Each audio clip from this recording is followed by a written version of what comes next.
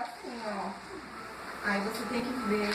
Não vai. Você tá entendendo? Tô entendendo. Aí você cortar e para ficar batendo, né? É, bater os adesivinhos. Ou a gente deixa assim. Porque se aqui tivesse a bolinha, aqui ó, a gente ia botar na da bolinha. E ia ficar certo, mas não tem a bolinha. Então assim, a gente vai ter que cortar esse pedaço.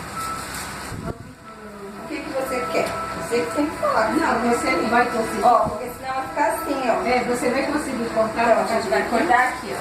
Ah, então tá. Não, não pode ser que a bolinha, o problema é que a bolinha não vai existir. Porque você vai estar tirando a bolinha, né? Não, eu não vou tirar a bolinha. Então, o que acontece é que a gente vai ter que pôr um pouquinho assim. Tá entendendo? Tô entendendo. Com certeza. Então, a gente vai ter que cortar esse quadrado aqui. Então, quer dizer que o papel já diminuiu um pouco.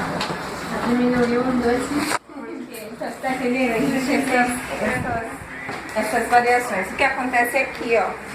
Aqui é para você poder dar um acabamento melhor, vai ter que cortar para poder começar do início do desenho completo, senão vai ficar metade do desenho. E a única coisa é muito. Ou se passa, mas também essas pessoas que gravam a história tem mais duas só resolve. Nada, tem uns que já vai durar aqui, então.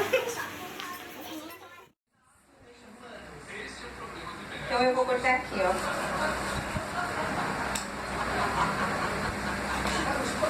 Aí aqui a gente vai começar com o desenho. Em vez de começar com o meio desenho, vai começar com o desenho.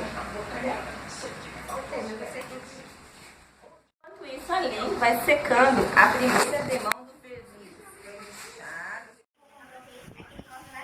Ela pagou quase 70 reais. Ele é de MDF e ela é tipo um aparador.